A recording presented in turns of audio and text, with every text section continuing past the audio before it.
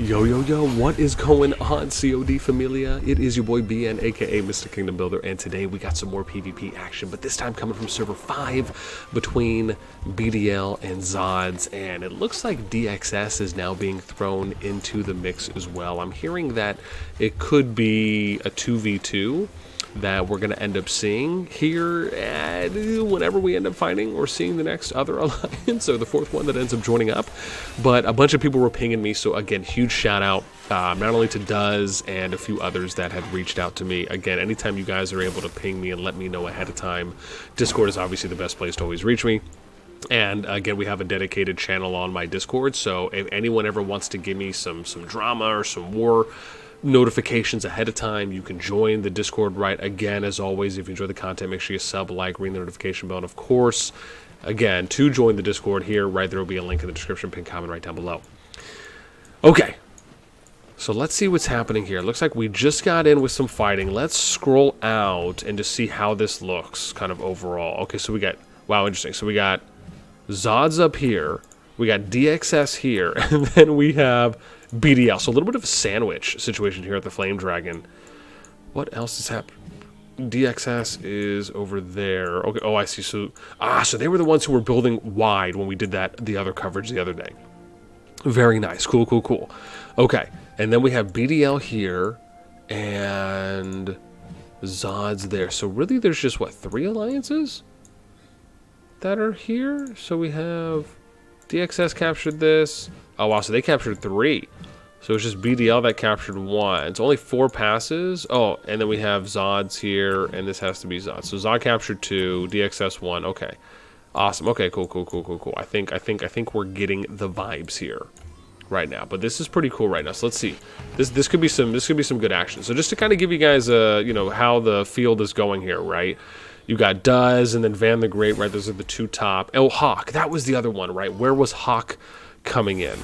Because I swear I thought they captured, which I guess it doesn't really matter overall, but I want to find this, man. I swear I thought Hawk had captured a pass and BDO. No way. I know there has to be. Oh, this is BLD.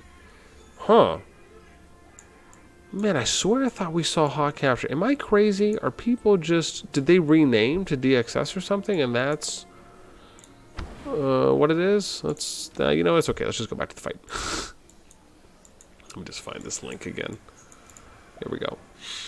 Cool. All right, let's zoom out a bit. Let's see what we got. Ooh, nice little bear summon here from DXS.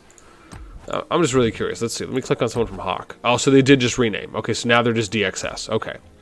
So then we look at power. So it's BDL 820. So it's ZODs and Hawk against BDL. And then I imagine BLD is mixed in there as well, right? So we're probably looking at a fight between the top 4.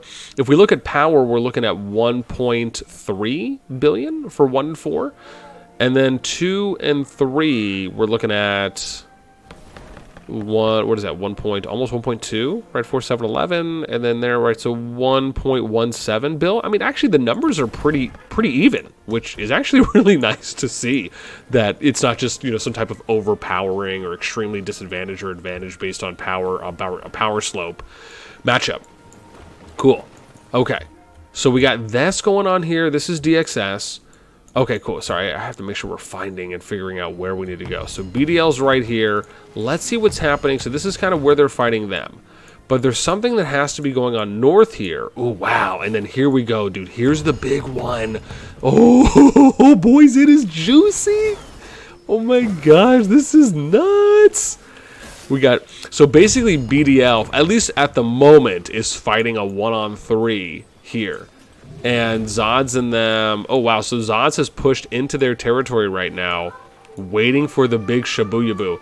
I mean, this is the thing, man, ZODs has numbers. So I don't know honestly how much I would focus on maybe destroying barricades in this situation if you have numbers to push, just because you can alleviate pressure from the BXS side on the southern battlefield or southern field there that BDL isn't engaging with them right now.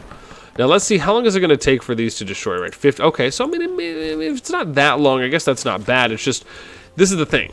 if you're not going to be fighting and you're going to be focusing on destroying, typically you want to focus on destroying, in my opinion, when you do not have to worry about any other PvP engagements. Why do I say this? Because if you are focusing on destroying, you also have to make sure that you're going to be on for the amount of time it's taking you to destroy, right? Who's to say that some of these players come over here to start destroying barricades, but they're offline, right? Or they go offline for a little bit, then what happens if BDL ends up making a counter push? That could happen as well.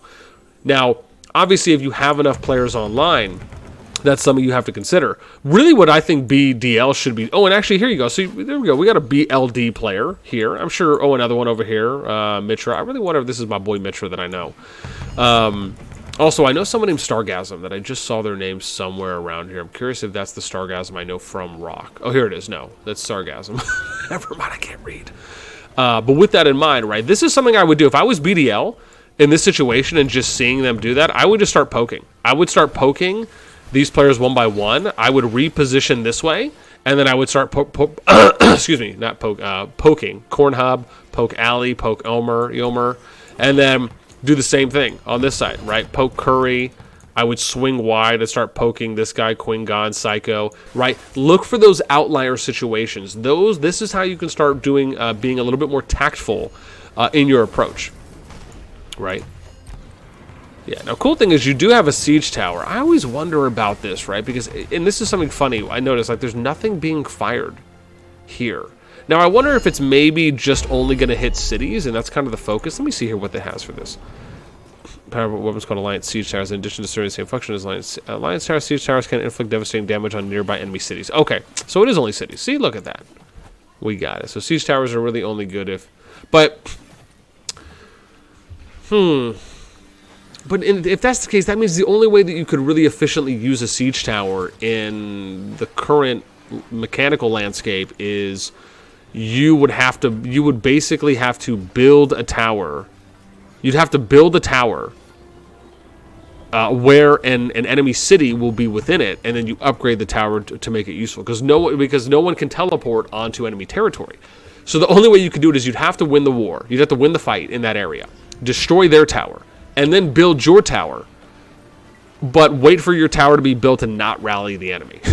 I don't know. It just, to me. Yeah, I mean, I don't know. It is iffy, right? Because if you have an alliance... So this is actually what it could happen. Here's a cool way to make alliance towers, I think, a little bit more engaging.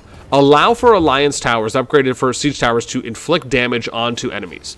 However, once an enemy starts destroying an alliance tower, right? And they're dismembering it, or I guess disable, I guess whatever, right?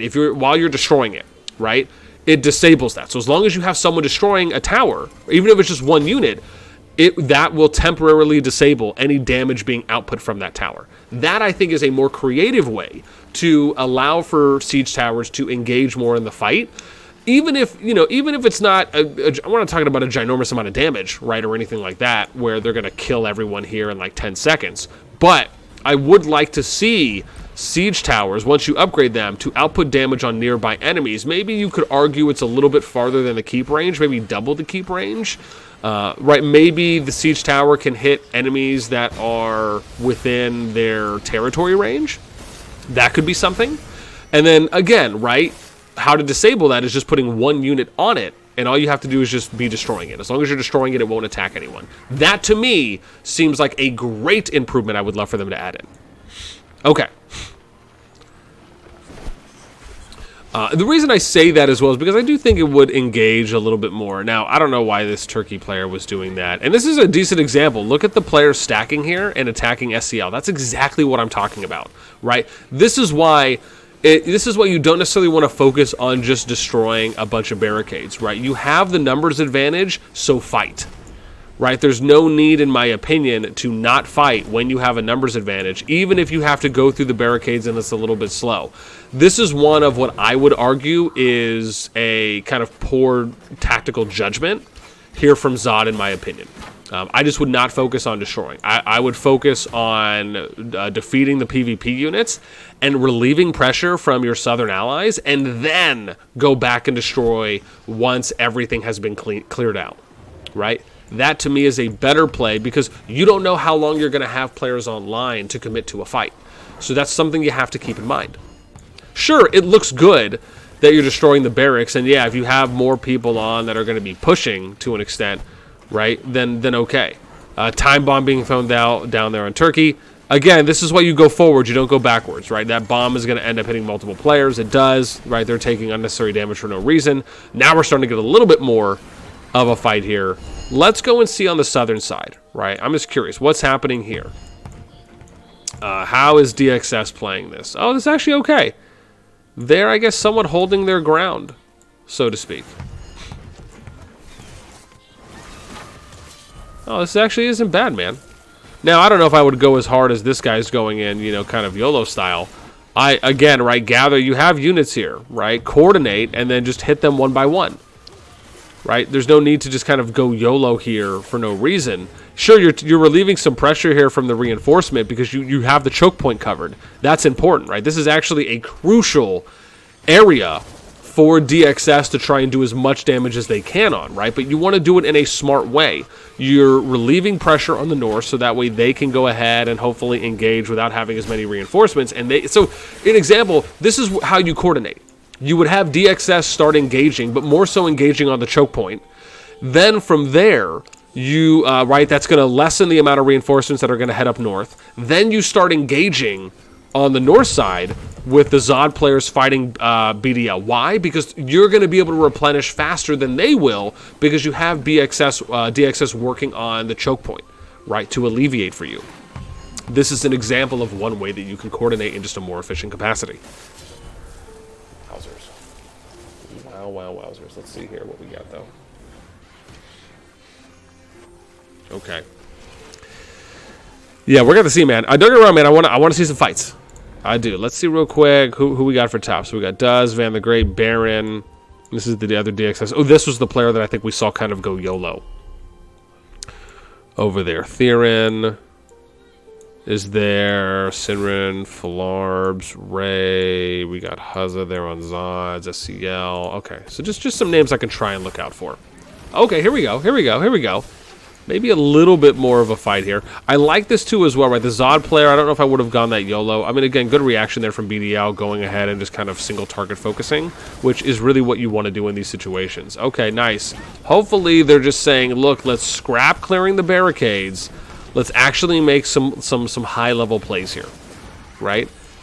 Because, again, you have a numbers advantage. Ooh, I really like the, oh gosh, I'm forgetting what this one is called. It's like the Poison Mist, that artifact that you got used and got thrown out, right? So, again, hitting multiple people.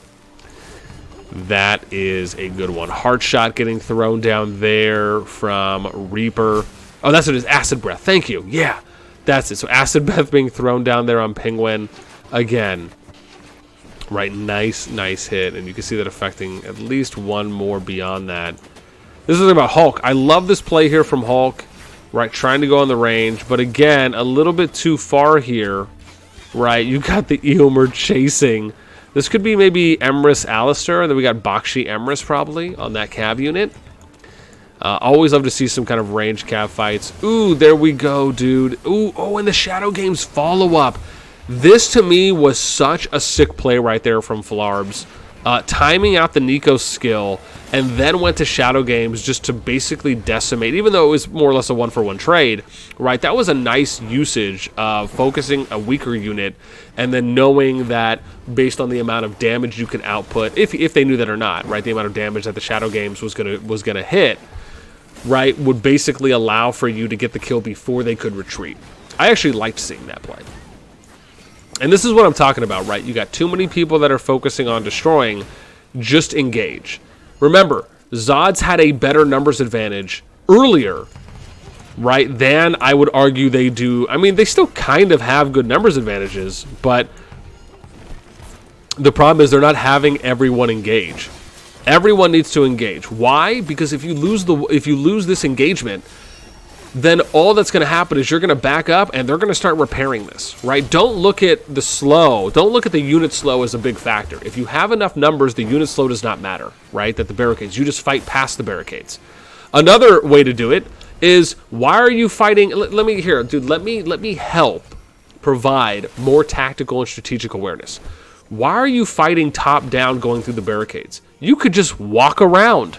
And now you don't have to deal with the barricades. Then you just start hitting them from the side. Why can't you fight here where there's no barricades? Prime example. Why can't you go here on the west? Why do we think we have to go down in this finite area that we're limited to? Right? Let's be creative. Let's think outside the box. Because again, what's really happening is this is favoring BDL in this situation. Right? ZODs had the numbers, right? And now they're kind of losing some of those numbers advantages. And why? Look at these players. This is exactly what I'm talking about. You have some players that are just not online at the moment. They're still trying to destroy barricades, and BDL is just going to pick off these stragglers one by one. That's at least 5 or 6 just easy kills. And now ZOD kind of losing the advantage that they have. So, ooh, let's see here, man. Are some people still pinging me? So I'm getting so many pings right now. S5 became S2 full of hate. Oh, okay, interesting. Let's see. I wonder if... Like, it's fun for them.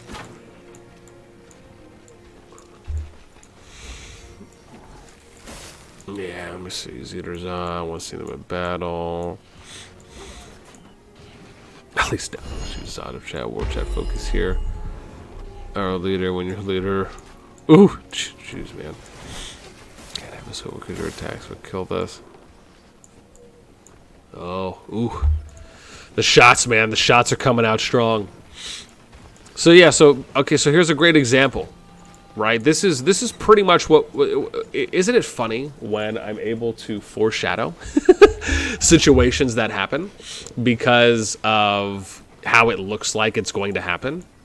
And this is how it played out, right? Which was, again, leading into that, being aware. Now you have ZOD who was in an advantageous position, now in more of a disadvantageous position. Right? Now BDL, after they crush, now if they need to, now they're able to go ahead and send more players down south, right? If DXS isn't pushing. Oh, wow, so you have some ZOD players that are over here. And don't know what's happening here. Okay, so you still have some DXS. So, I mean, again, right? I mean, DSX is active. It's not as though they're not active. It looks like they're focusing on building a keep right now here in this area. Right next to the Alliance, or in front of the Alliance Fortress. Actually, probably not a bad position. Honestly, if you could, you want to know the best place to build a keep? Dude, build a keep right here, right? Or you build a keep right here along their path, and then you just defend it. Why? Because you're just going to get a bunch of just kills from that, right? That would be sick, but you would need to defend it well, and you would have to have ZOD putting enough pressure on top for BDL.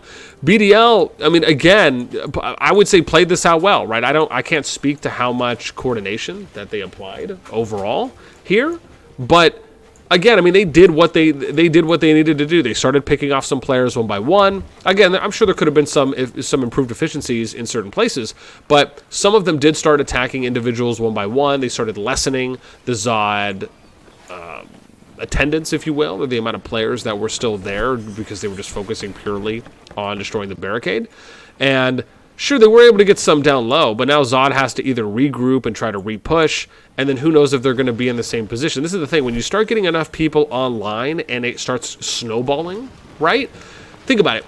If ZOD was able to defeat BDL in that moment, now all BDL is doing is having to replenish. They're having to rebring players back up. It gives ZOD more of an advantage because now they're not having to fight 50 players. They're fighting groups of like 15 or 20 that are trying to reinforce. That's a lot easier to do when you break it up in that way. It's just a different mindset that you want to approach for how you decide to coordinate yourselves. But yeah, so now ZOD is kind of in this situation where it's kind of back to this stalemate, so to speak, right until the re-engagement hits. And what's happening now? Now some players are starting just to rebuild their barricades or repair. So, yeah, man, these are those things to pay attention to. I liked how the matchup looked in the beginning. I thought ZOD and BXS actually had a good shot there. And they did, but again, just didn't unfortunately take advantage of it. Yeah. So here we go now, man. BDL coming over here just to pick off a straggler. Just not paying attention. Right? Oh, wow, this is interesting, though. They're... 130, 47. Interesting. Wow, oh my god, this Lilia. Even though he went to go attack the Lilia. Dang! Lilia did so much more damage. Did you see the point differential there? It was like 2 to 3 times. That was insane. Just from this, and this is the thing I'm gonna talk about, right? And I've mentioned this before. I truly believe that they just need to remove counterattack damage, right? The only way that you should be doing damage to someone is if you are online and active and you click on your unit to attack that unit. If you're getting attacked by a unit, you should not be damaging them. In my opinion, and I'm going to make a separate video on this, but watching that interaction right there, to me, is ridiculous. The cavalry player should have been doing damage to the ranged player, and the ranged player shouldn't have been doing any damage to them until that ranged player got online and clicked their unit to go and attack that unit. Having this type of passive counterattack damage that they're doing, or just passive fighting that happens, doesn't make any sense to me, right? I understand why they're doing it as like a safeguard, so that way players aren't getting punished. But this game has the opportunity and the ability to really dive more into that true skill area. And this is something I think CoD has a chance to do that no other game, no other kingdom builder on the market has a chance to do. And that's to really create a true skill environment. Think about it. Think about how free-to-play friendly your game would be if you had spenders or whales or pay-to-win players that are online and they just have their units chilling there, right? And you look back at a game like Rock, think about how many of them will just have their units chilling there and they just will have others attack them just for free. Right? Or players will go and attack them because they need to clear some of the units off the field, and they're thinking to themselves, I don't even need to do anything. I'll just stand here and win with my T5 or whatever it is. But now imagine if when someone went to attack you, you were not doing any damage back to them until you were online and you were engaged. Now that actually gives the free-to-play, that actually makes a game so much free to play, because now as a free to play player, you can crush every single spender unit or T5 unit on the field if that player is not online. You're just sure now it might take a while to kill the unit, right, depending on how long, but you would be able to be doing damage to them while they're doing no damage to you, right, because they're offline or they're not paying attention, and that falls on them. Think about a true RTS game. Right? If I'm playing something like StarCraft and I'm attacking a unit that's just sitting there, they're not counterattacking me. At least to my knowledge, right? For all the kind of pro SC2 and StarCraft Brood War that I've watched. And, you know, that's how it always has looked to me. And that is how it should be in this game. And that, I think, will take CoD to the next level. Honestly, if I was someone who played Kingdom Builders and that was in a game where they had no counterattack damage and literally you had to be online and be actively engaging in the war or in your PvP instance where you actually had to go and click your unit and say go attack this unit before any damage was done, I would literally leave every other Kingdom Builder game and come directly to CoD. Right? Now don't get me wrong. The fact that CoD still has ranged PvP, we have the artifact timescale usage, you have the on-field support structures that you could build, I still think CoD is a cut above all other kingdom builders in the genre. But if they took away counterattack damage and had the system implement that way of approaching PvP interactions, it would be game over. There wouldn't even be a contest anymore. There would be no competition. I would literally sell my soul and just tell everyone, look, you just need to come and play CoD, because it's just doing things that every single player, in my opinion, that plays Kingdom Builders should want. And it would also set a new standard for free-to-play friendly and how valuable free-to-play can be overall than any other game on the market. Oh, so much passion. So much passion is just flowing right now through my veins, I'm telling you. Okay, with that in mind, we're almost at 23 minutes currently, and I don't know how long this stalemate is going to happen. I would love to record some more. So I think I'm just going to pause it for now. If I'm able to get some more PvP interactions and we see some fights happening, then I will come back and record again. But I think this is a nice little stint for now, right? Kind of giving us a little bit of an appetizer. And also, I think some good tips for future kingdoms on how you guys and alliances, how you guys can go ahead and play out so you have a good understanding of when you kind of get into these types of situations. Okay, that is it for me. As always, I'd love to know what you guys think down below. What did you think about the PvP that we saw thus far? What did you think about some of the tactics and strategies? Do you agree? Do you disagree? Do you have another idea? Let me know in the comments below. Until next time, I will catch you later.